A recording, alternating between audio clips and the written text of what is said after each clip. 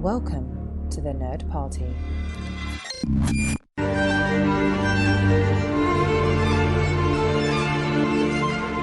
Hello and welcome to the A24 Project here on the Nerd Party Network.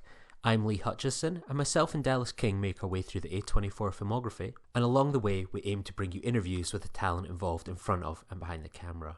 As long-term listeners will know, on the A24 Project we are always looking to shine a light on the death of Dick Long. We've previously had its stars Michael Abbott Jr., Virginia Newcomb and Andre Hyland on the show, and today in a wishlist interview for myself, I welcome the film's writer Billy Chu to share the journey from script to screen. It's best to go into Dick Long as blind as possible, but here's a little bit about the movie if you've not had the chance to see it yet. Dick died last night, and Zeke and Earl don't want anybody finding out how. That's too bad though, because news travels fast in small-town Alabama. Thanks so much to Billy for joining me, and I hope you too will seek out the death of Dick Long and enjoy our interview.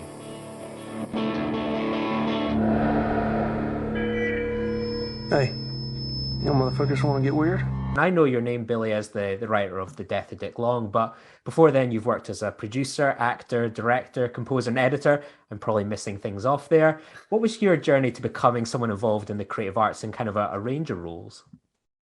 Well, I've always, since I was a kid, loved movies. And I guess when I went to school for filmmaking, I just tried out a bunch of different roles that I kind of wanted to see which role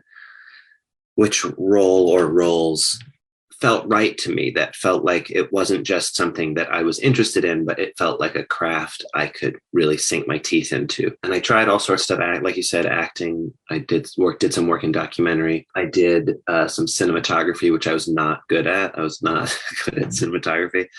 But I eventually landed on writing when, everybody goes to film school, from my experience, to become a director. That's kind of like the autopilot. And I think I would get overwhelmed being asked questions that I have to answer on the spot without having like a week to mull them over. So I started going in the direction of screenwriting, and it really resonated with what I was talking about like being into it, but also wanting it to be sort of the craft that I honed.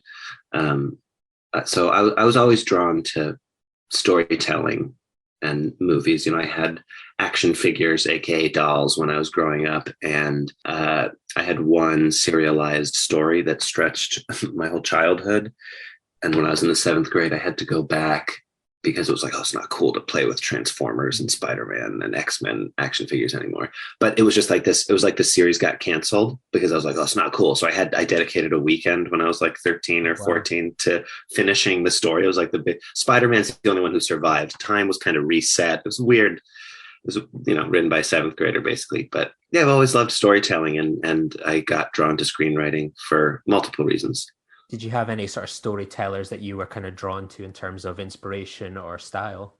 Throughout my life, there have been different storytellers in different mediums who have really resonated with me. There are particular storytellers who had a heavy effect on the death of Dick Long. And then there are also sort of storytellers and artists. Like I tend to get very inspired by musicians and music. And I have a lot of respect for that medium too. And I've dabbled in that myself. But the storytellers, I guess, that always have resonated with me, when I was a kid, I would buy a lot of comic books. So, like Marvel and DC and Image Comics and Dark Horse, they were always big for me.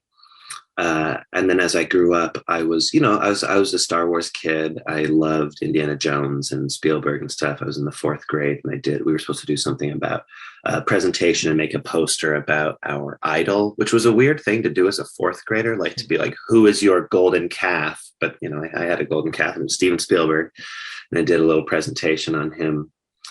And then as I grew up through middle school and into high school, I got into video games and JRPGs like, the Final Fantasy series, and started playing like Baldur's Gate and Baldur's Gate 2, like video game type storytelling, that kind of epic scale stuff. And then as I as I became a teenager, I got very angsty and got into the drama clique in school and started, skipping gym class and going to read Samuel Beckett plays.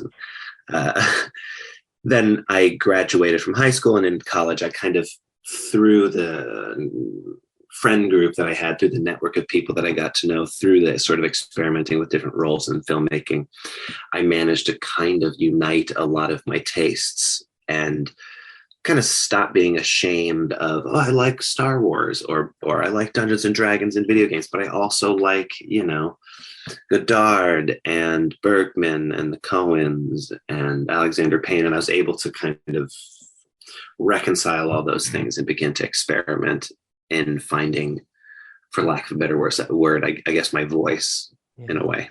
You've also co-directed a documentary with Daniel Scheinert, who'd go on to direct Dick Long. Can you talk about that relationship and how that collaboration began? Daniel and I went to school together. We got to know each other during a summer abroad in Prague, where the thing that really connected us was we were becoming closer friends. He was in a short film that I made before going abroad. And he and I decided to be partners for this project that we described to I won't go into what the project was, but our professor responded by telling us, he was like, reminds me of diarrhea. That was his reaction to our little soft pitch. And so we were like, what the fuck? This guy, Pavel Merrick. And we were so upset that we came up with he kept sort of like giving the thumbs up to our no shade to our fellow student filmmakers, but he would sort of green light like somebody making like the short film college version of like Before Sunset or something like that. So we were like, all right, fine, let's do that, but let's just fill it with shooting stars in the background that make loud farting noises as they go by and just ruin the sweetness of it. And we just had so much fun cackling because we pitched that, but didn't pitch and include the part about the farting stars going by. And he was like, I love it. This is great. And then we screened it and the farting stars were all in there. And we were like, haha, we got you, Pavel Merrick. We taught you a lesson about whatever. I don't know what we were trying to do. And then he was like, I loved it. The farting stars were very funny. And we were like, damn it. No, you were supposed to be mad. So that was sort of the genesis of our relative trolley style of filmmaking. And we'll see a direct correlation between that movie and Swiss Army Man now. I feel like this film has like a new origin story that I'd never even knew about. Yeah, we've talked about that before. I'm like, farts and farts. That's funny. Because in the process of making that short, we were like, these farts are weirdly profound. But, that was him and Dan. They really managed to I love that movie. But then, after college, I lived in Alabama for a while and Daniel moved to Los Angeles. I liked to call that my internship in Sarah Palin's America.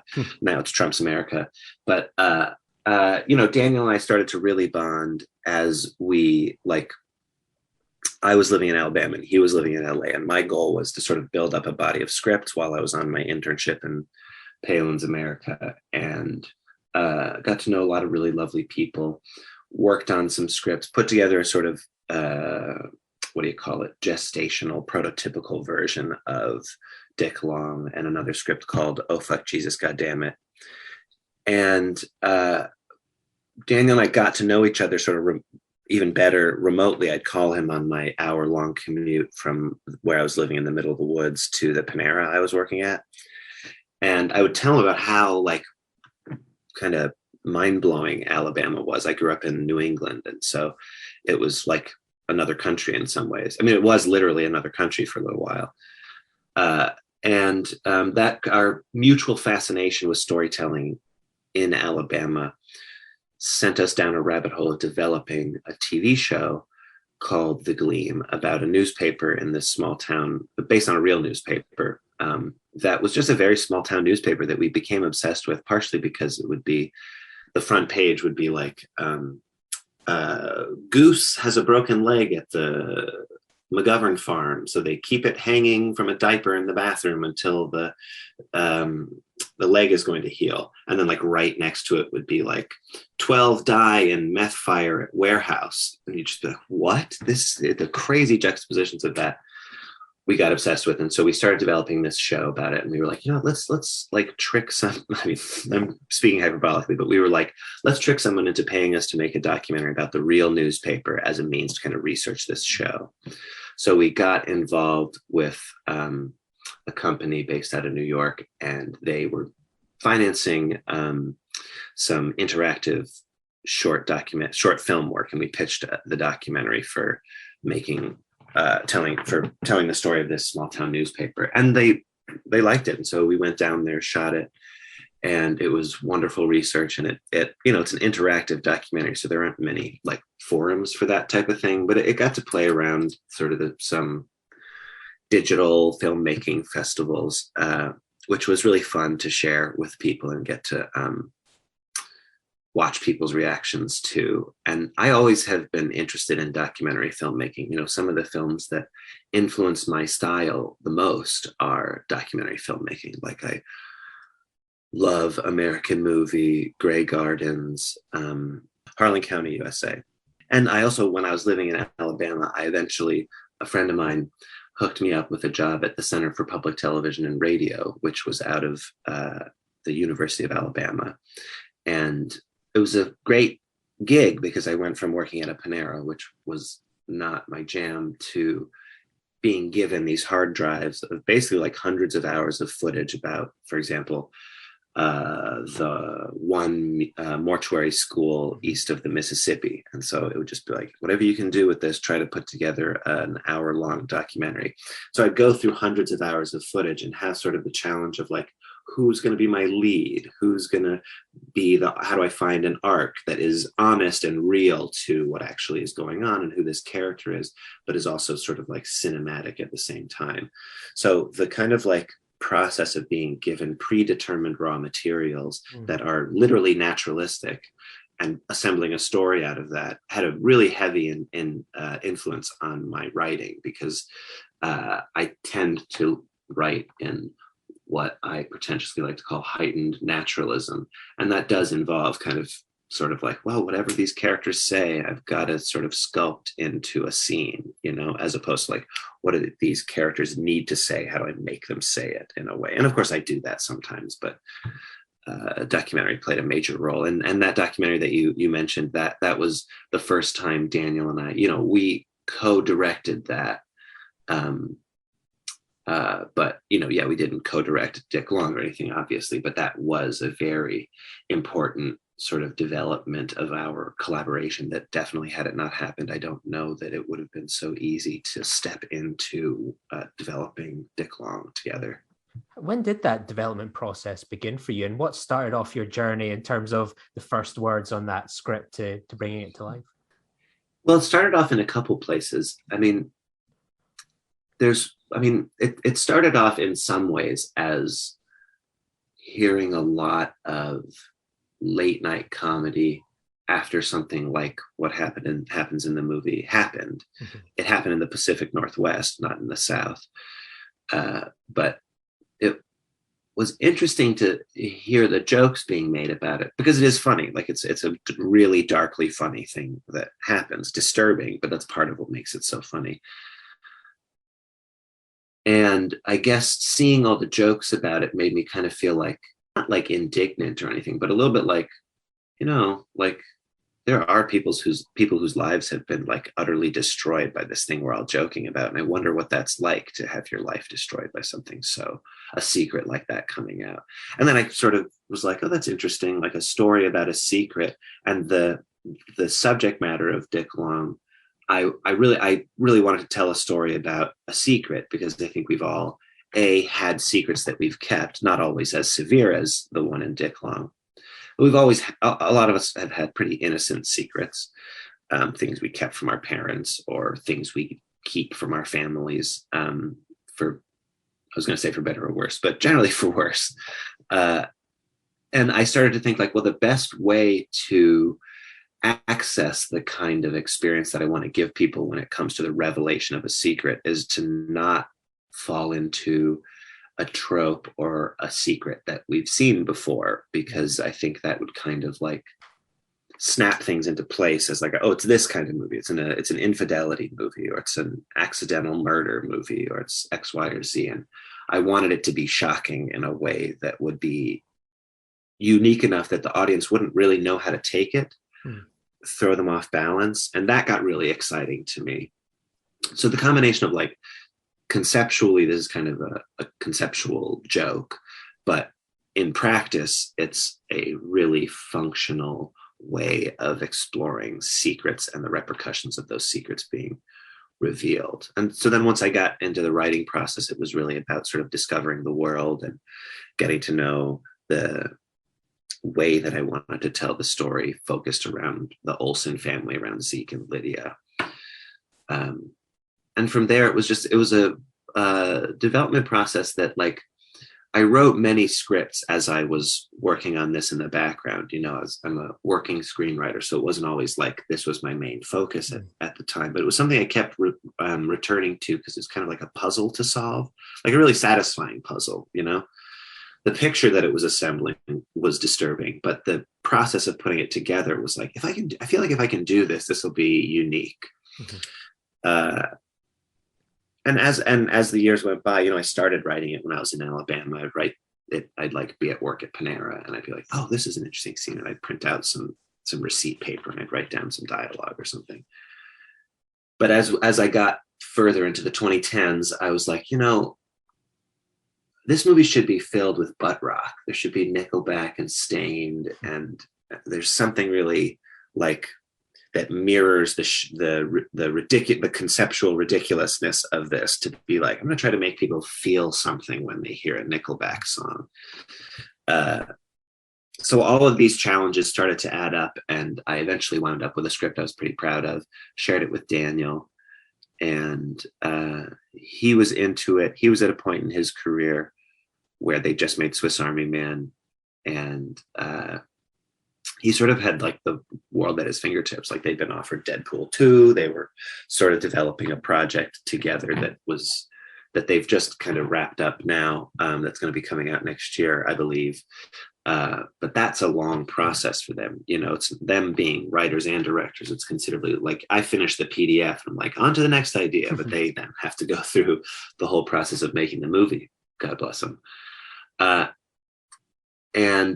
So Daniel's team, who are great, they were sort of like, well, Daniel, you know, I don't know if going from winning Best Director at Sundance for Swiss Army Man means you should now direct a lower budget movie with definitely less of an audience. And so and he was like, you know, he was torn, he was conflicted about it, and I kept telling him, you know, if you don't do it, then it's not like, I mean, you'd be the right director for it, but like, if you don't do it, that's okay. It's not going to affect any of it's not going to affect the show that we were developing about the newspaper. It's not going to affect our friendship. And then I did that for a couple of weeks, and then I realized, like, you know, I don't think I've actually told him that I definitively want him to direct this. I've just told him it's okay if he wouldn't. So I took him out for beers and wings and basically told him, Daniel, I don't care about your career. I want to make cool movies, and this is going to be a cool movie. So, like, let's make it. And his reaction was like, I was always going to direct it. And then that was sort of the go. The irony is that it got him in a lot of trouble with the DGA, because he directed it solo after directing something with a directing partner, and they have very antiquated ideas of how that kind of, how a director works now, as opposed to how they worked in the golden age of Hollywood, you know. But anyway, so the irony of me saying I don't care about your career, it did almost totally fuck up his career, which I felt bad about. But yeah, then it was off to the races. He was hanging out with Noah Sacco one day, who's head of development at A24, and he pitched the movie kind of as a joke to Noah, and Noah was like, "Is it really about that?" And Daniel was like, "Yeah." And so he was like, "All right, can I read it?" And then he read it, and it was controversial at the A24 offices, but eventually, once we pitched the TV show, which they picked up, I think the package deal of like, all right, well, we've got this sort of like Alabama cinematic universe that we're kind of starting to build. So that's when it took off, and we were off to the races with casting and everything. It was a pretty quick process once A24 was down. we're so used to really specific stories about the South and Southerners, and Death of Dick Long is definitely an outlier in a really positive sense about the stories it tells with that. Was that something that was your intention to bring something new to the table with this film? I suppose I think now of you being exposed to hundreds of hours of this like TV footage and like material there that you got to see a world that not many of us get to see. Like I live in Scotland. Our version of the South is often like the caricatures, the Duke Hazards. It's not the Dick Long characters, the Olsen families. Yeah, I mean, that was definitely a part of it, and that was a big part of it during the casting and the development with Daniel involved.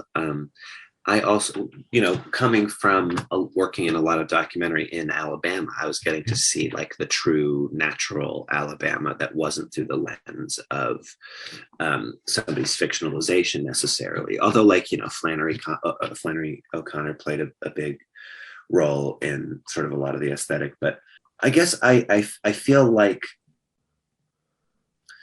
the way I like to say it is that all of the currents running beneath America that feel like they're right at the sort of like front of your mind when you think about the South.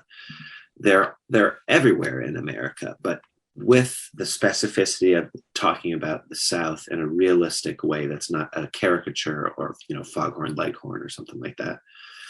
Or like Logan Lucky, which is a fun movie, but it's not an accurate depiction of the South.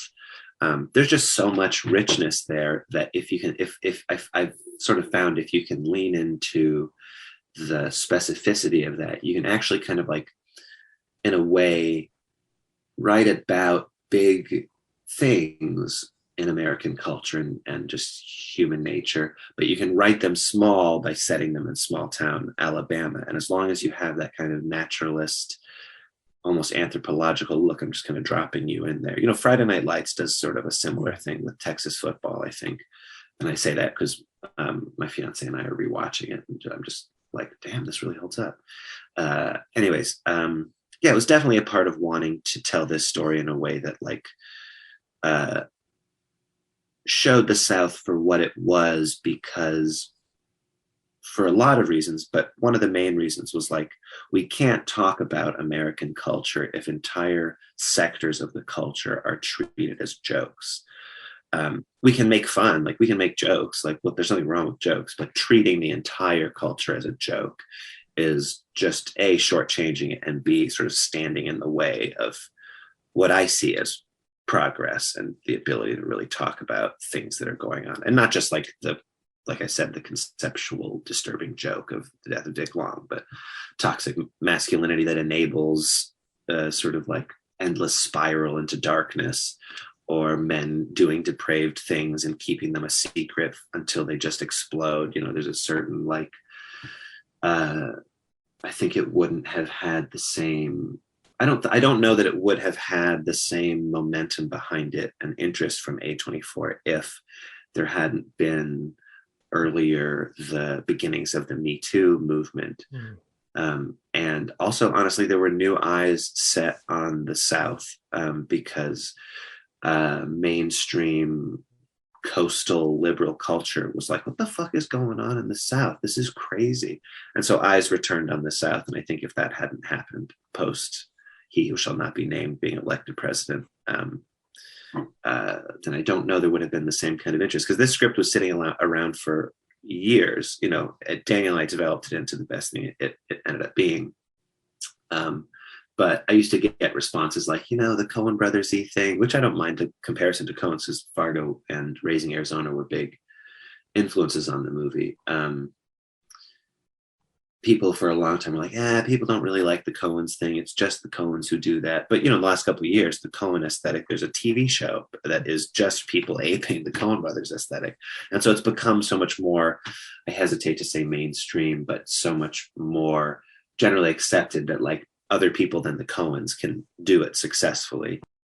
I'm curious as well, like in that period where the script is waiting around, people are looking at it, was there much like people trying to say, well, why don't we move it from the South to California or a coastal place? Or what about kind of, let's change the twist to, as you say, maybe it's something like infidelity? Was there much people trying to change the script to go, we'd love to make it, but we have these reservations, or these are things we want to do to give you the money?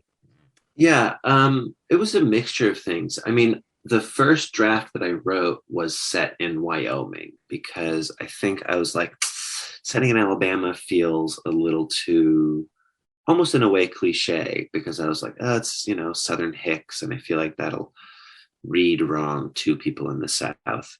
And then talking to Daniel as we were like gearing up to try to make it, Daniel was like, you were writing about the South, quit bullshitting people. You were living in Alabama. This is the culture you were writing about. And I was like, all right, okay. Uh, but there were not so much notes about uh, moving the location as there were notes or thoughts from people about changing potentially the subject matter, turning it into an infidelity thing, or trying to be like, well, what's another comedically dark thing that we can put in there? And I was just like, that's not the movie. If you want to do that, that's just a different script, And I experienced that a lot. A lot of people were less interested in putting money behind it than they were in hearing. I'd have like people would read it. There was a period of time in like 2015 or so where it kind of went viral around executives and producers in Hollywood, like to the point where like at Sundance, once it screened, we had a guy come up to us who was like, my brother read scripts for, I don't know, a production company. And he was like, he said the craziest script he'd ever read was The Death of Dick Long. And I can't believe you guys were able to make it. There were a lot of people who were reaching out around sort of the mid 2010s who wanted to meet with me, but not about directing The Death of Dick Long, more about like, what other ideas have you got? And of course I had other ideas, but I was always frustrated by that, because if you tune into like broadcast television at 8 o'clock on a Thursday, there's, Law and Order Special Victims Unit, where like the cold open is, for one example, like people leave. I remember seeing this one. I was like, this is network television at 8 o'clock. People, this couple leaves the theater. Someone runs between them as they're like, oh, is this a bad part of town? Someone runs between them, and the guy's wife is like, what, you have blood on you? And he's like, well, it's not my blood. What's going on? And then they hear this crackling thing with these flickering lights, and they round a corner into an alleyway, and there's a hooker murdered and set on fire. And they're just like, what?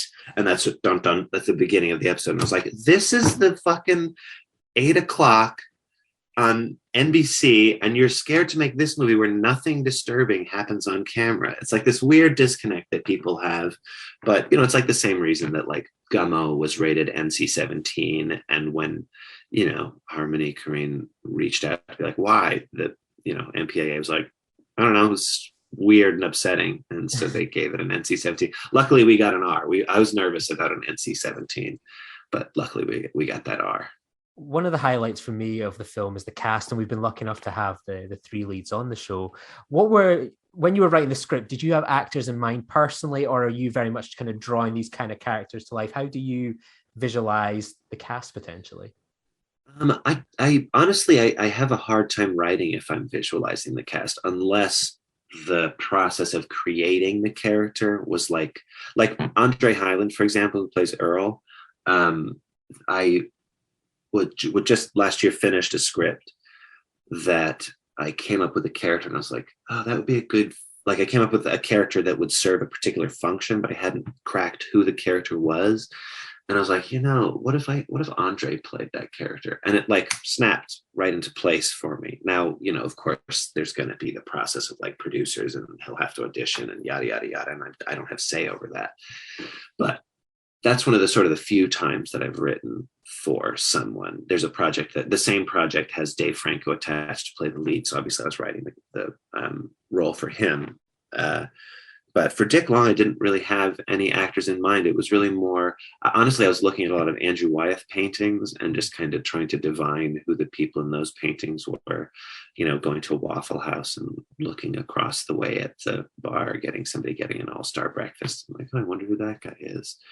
And less about sort of tapping into actors. And part of that was because I didn't have any idea whether it was ever going to get made. And I didn't want to get fixated on like, okay, Frances McDormand is going to play Lydia or something like that. Because then just setting myself up for, I would say, disappointment, but almost just sort of setting myself up for a kind of like unrealistic approach to the writing process, when I wouldn't want that unrealistic approach to hinder the creation of a three-dimensional character. Because I think if I think about an actor, then I'm thinking about the process of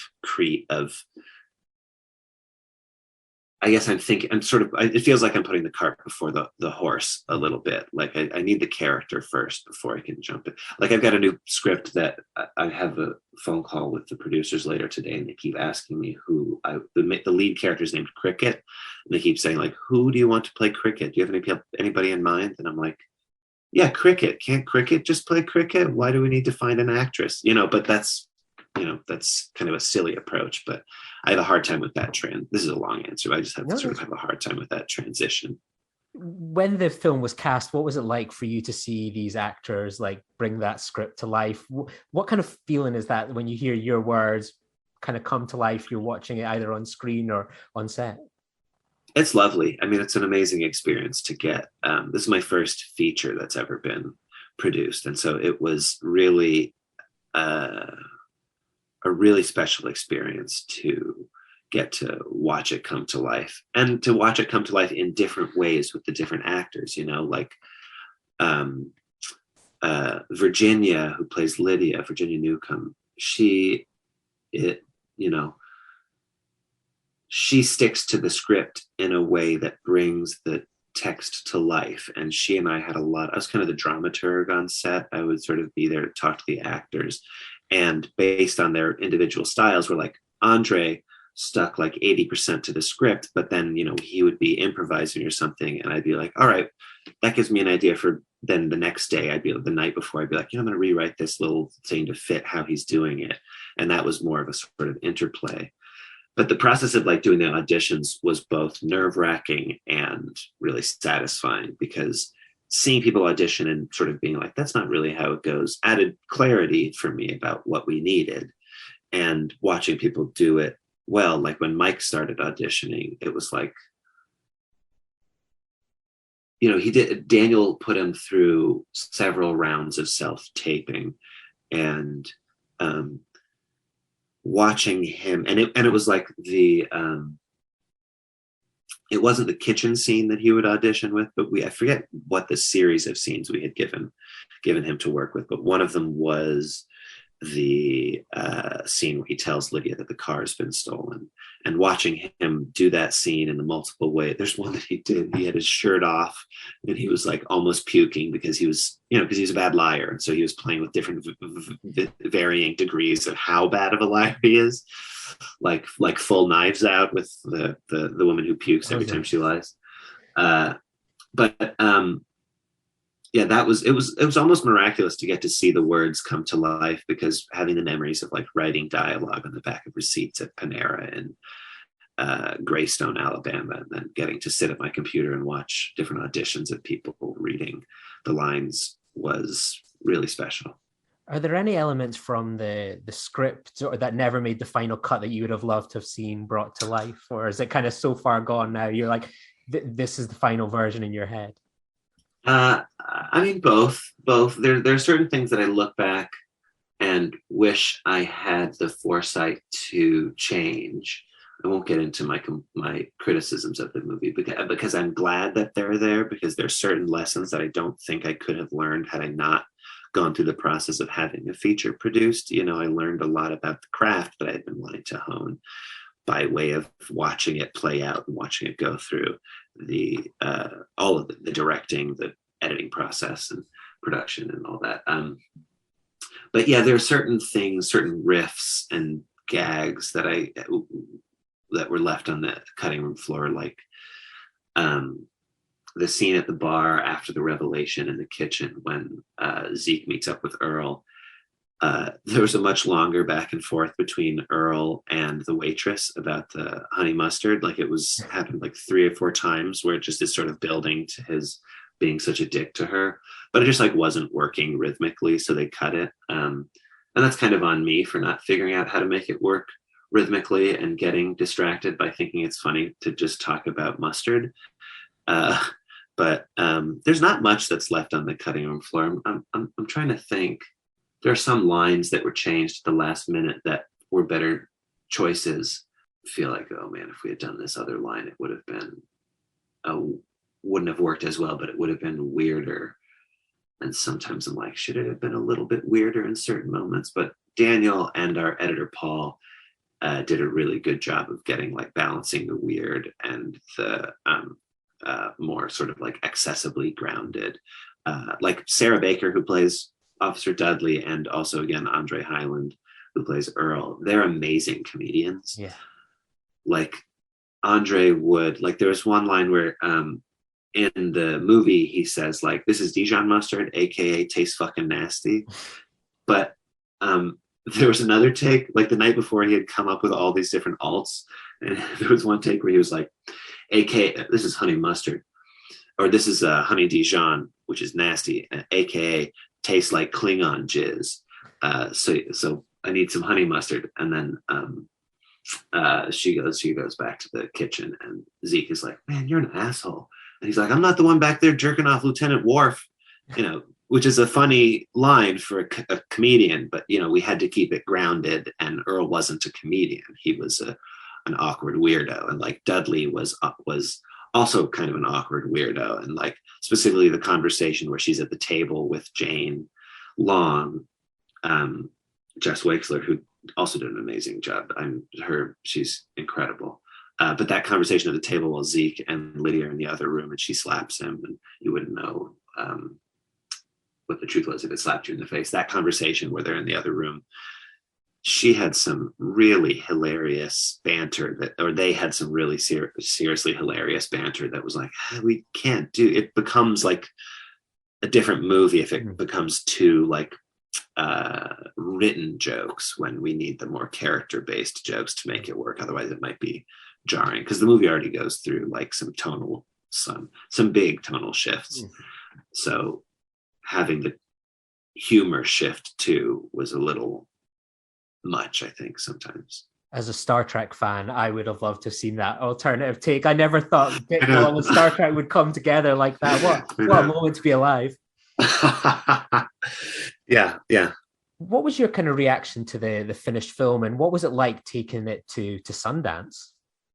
It was surreal. I mean, my reaction to the finished film was, I had a very powerful experience watching it because I was affected by it emotionally. It was like the first time I watched it, I watched a couple cuts of it, but the first time I saw a cut of it, it was, it's always nerve wracking when you watch a relative rough cut, because, sound design hasn't been there, scores, it's not there yet. It's all temp tracks, and it hasn't been, colored yet. So it doesn't like necessarily look like a movie in the way that you want it to.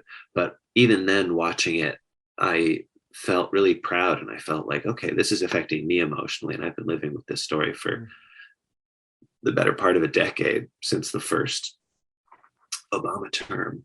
So the fact that this is having an emotional effect on me felt like, okay, I think we've succeeded at least creating the emotional turns that we want to be there. And then playing Sundance was just so wonderful. The crowd that we played it to, that was there when we played the premiere, it was so much fun watching or listening to different people's reactions to the revelation, because I'd been waiting so long to get to,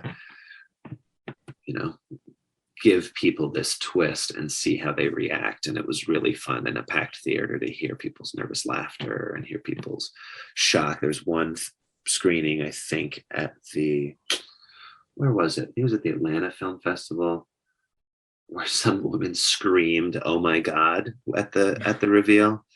So, I mean, it was really satisfying to get to see that the twist wasn't just shrugged off as like, oh, that's weird. People would have a strong emotional reaction, which is exactly what we were hoping for. I was really glad I got to see the film with an audience as well. The first couple of times I'd watched it, I remember, I think it came out in digital on iTunes USA, Christmas 2018. And I was like, I really want to see this movie. I don't know what it is. I'm going to check it out. And I'd watched it that couple of times, but I was always waiting for like maybe a UK release. And it was part of the Glasgow Film Festival in 2020. Yeah, 2020. Sorry, it's 2019. It came out in digital. 2020.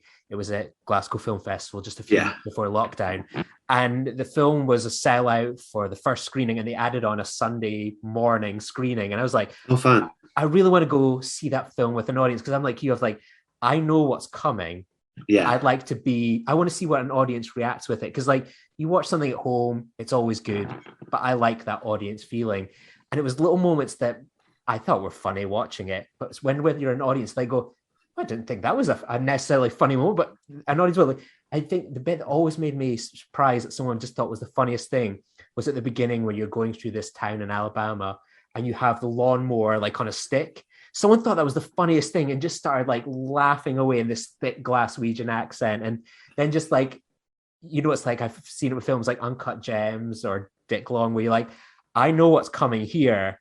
I've seen it early, and I'm just going to sit back and I'm just going to just take in the room, as opposed to watch that scene. And just hearing how people respond, that little gasps and like, it was just like the process that you can hear people going through. I love that I was able to see Dick Long with an audience. I can't imagine how great that must have been for you as the writer.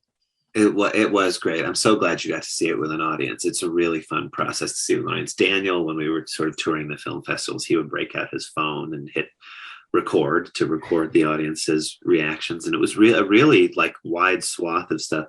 The woman with the rope on the lawnmower, we had this rule where if anybody who was working on the movie saw something interesting, they told us about. They were supposed to tell us about it, so that like if we see it in the real world, we can put it in the movie if it's interesting.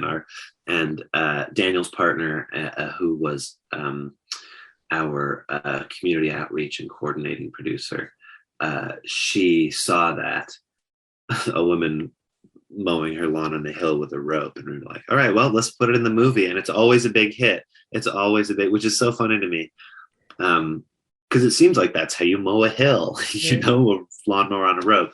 But yeah, people, that one is funny to me. I always thought it was funny, but the amount of laughter that elicits is surprising. You talk about secrets. I mean, the film for the past 2 years has really become like a word of mouth hit, with like more and more people finding it. I always see it whenever it pops up on like iTunes. I think it's quite frequently every few months, it's like a $4.99 deal on a Friday. And it's always like, you should get this film this week. It's like the iTunes sale or whatever.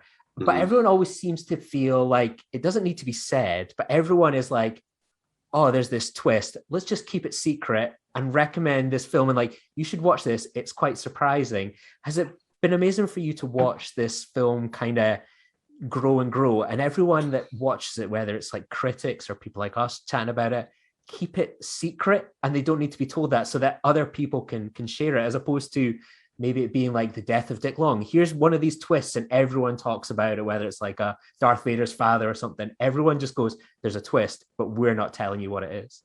Yeah, it's been really satisfying to watch it find its audience. You know, I think we all knew that it was going to be everybody who makes a movie that you're proud of, it's like, this is fucking Oscar material, guys. But also, like, we all knew that it was going to be a movie that some people found really abrasive. But also, I think I always felt like the people who find it will like it. And I think it's been really satisfying to watch it gain momentum and sort of build as a movie that people share. And it's really fun to see that, people like to keep it a secret, because it's like a little, I think it's like a little club almost, where like once you see it, you know the secret, and it's almost like you're trolling your friend when you don't tell them what the secret is. But also, I think when people see the movie, they want to talk about it. So if someone recommends it and doesn't tell them what the secret is, then once they see it, then it's like, okay, well, now I'm in the club and let's fucking talk about what happened, you know? So it's been really satisfying to watch it find an audience. We have always seen it, like, for me, I've always considered, and there's no scientific evidence to this, though I think maybe slightly scientific, we get to see like the stat numbers for like the episodes of ours that people download. We've reviewed all the films, we've had all these different guests on, and The Death of Dick Long are one of the ones, maybe it's one of the more lesser known A24 films, but the numbers are always really high on it, because you almost get the impression people will go, I really want to talk about that film or listen to it or get an insight into the film. And I remembered when all the actors agreed to come on the show, they were like, yeah, we'll talk about it, but we don't want to talk about the twist. We can dance around it, but we're never doing it. So everyone was always in on that. And it feels like people are searching for it online and gravitating maybe towards these podcasts that we've maybe released where it's like, there's a Dick Long thing. We can listen to that conversation and be part of it in a way. Mm-hmm. Yeah, I think so. Well, that's great to hear that people are fans of the Dick Long episode. That was a great interview, a series of interviews with the three of them. It was really fun to hear them. It feels like the kind of cast and crew have become quite a family. You sort of see it on social media. And last year, I think it's the joy of the digital copy. Like it just came as the film originally. And then it was like, I think it was on Dick Long Day itself. There was like, you can now access the audio commentary on iTunes. Yeah. What's it been kind of like keeping everyone together? Everyone seems to have kind of stayed in touch, it seems. Yeah, it's been great. I mean, it was such a personal project, I think, for pretty much everybody involved, because, Virginia likes to joke about how Mike and Andre, Zeke and Earl, were in like a dark buddy comedy, but she was stuck in like a Chekhovian melodrama, But even, Mike goes to some very serious, dark places, and Andre goes to some pretty, Andre really did an amazing job with his performance, because he could have easily fallen into a just purely comedic performance. But there's definitely some tragic elements to his character, especially when he's talking to women. You can tell he's so deeply uncomfortable. Not Andre, Earl, I mean. So I think it was a sort of a personal project for everyone. I know it was for me. I know it was for Daniel. And I think that, and Daniel did a very good job, as did our producers, specifically Jonathan Wong, really created a welcoming, positive environment where everybody's contributions were sort of mutually respected and nobody was sort of shut out of any creative process, which, again, like if anybody saw anything interesting, that was like, all right, that's on the table to put in the movie now. And yeah, as a result, we all kind of just formed bonds that are very real, because we went to such, feels like a weird thing to say with the subject matter of this movie, but we all got pretty vulnerable with each other at different points. And I think that kind of created some bonds that are beyond the perhaps normal working relationships that people have. And it has a more sort of, I don't know, earnest or familial connection, because we've all been through some shit together, I can't help but notice you've got the amazing, I think it's the Japanese poster behind you. Oh yeah. Like I've remembered at the time, I can't remember who was posting it, but there was like images of like the Dick Long posters or the standees in places like Japan. Did that surprise you when the film seemed to become a bit of a hit out in this kind of the Far East? Yeah, that was fun. It was really fun to see just the hit that it was in Japan. From I don't know how big of a hit it was, but it definitely, people liked it, and it got a lot of press out there, and it was fun to see like their, they had like the display with the car under one in a fish tank, and it was fun to see it resonate in a non-American context, because there was a certain worry that I had that it was so America and culture specific that it might end up alienating viewers who aren't steeped in American culture. Likewise for resonating for audience members in Scotland, it's been really satisfying, because while I was writing about American culture, that's like secondary to wanting to write about human nature. And so it's nice that resonates with other people. How will you be celebrating Dick Long Day this year? Oh, I don't know. I don't know what the celebration's going to be this year. Maybe we'll do another commentary just a year later, how we feel. You kind of mentioned that you're working on this TV show at the moment with like A24. Can you tell us a little bit about that and where that is in the process? That one is sort of on a shelf at the moment. We developed it at Showtime for a little while. Unfortunately, it didn't get picked up, partially, I think, because they were making their decisions about what to pick up the week that, or like the series of weeks in March 2020, where it was like, are we going to get to make anything at all? And so it kind of got dropped. But I'm working on a couple projects now with FX, and this one is sort of like, depending on how these two projects go, the show, which is called The Gleam, would sort of slot in if neither of these shows. I needed just kind of a break from writing about Alabama, because it can be an upsetting place to write about sometimes. I can't wait. And a beautiful place. I can't wait to see this show. We always ask every guest that we go on, what are some of like the highlights of the A24 filmography for yourself? Oh, that's a great question. Maybe it's because I'm talking to you and you're Scottish. Under the Skin comes to mind. Yeah, it's my favorite. I love that movie so much. I love it so much. It's such a complex emotional experience. You know, it's horrifying, but also so sad. And I did not expect to feel so sad for Scarlett Johansson's murderous alien being.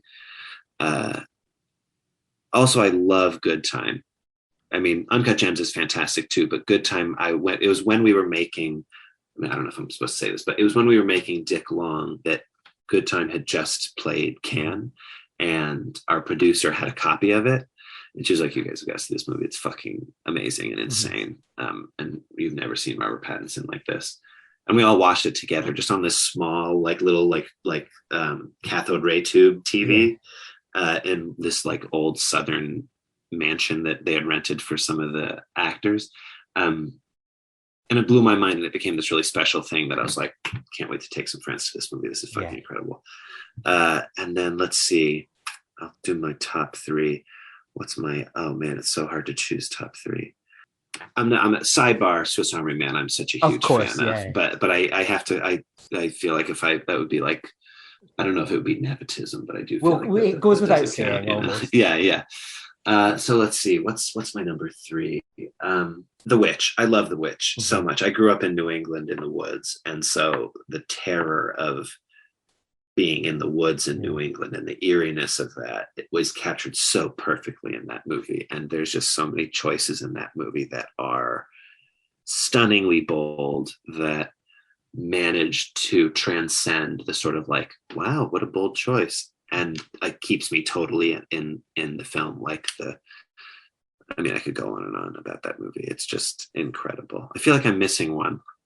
Yeah, I'll leave it at that. Because otherwise I'm just going to be like, okay, top 5. Okay, top 10. That's a good list. Well, you're always welcome if you want to come on with your top 5. For those that are listening that want to keep up to date with any of your new shows or any of the work that you're doing, where's kind of the best sort of social media platforms to follow you on, Billy? I'm basically just Twitter. I mean, I do a lot of Twittering, and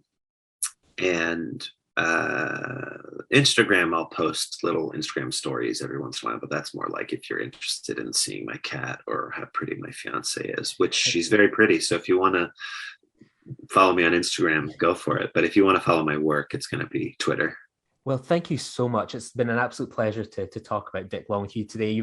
I've said it, I think we said it on our 100th episode where we were talking about like some of our favorite films and guests. Like, you are a bucket list guest that I've always wanted to kind of have on to like, what kind of guy writes this movie and brings this to life? So it's been an absolute pleasure to put a face to the name and hear about your process. I feel really lucky. Thank you.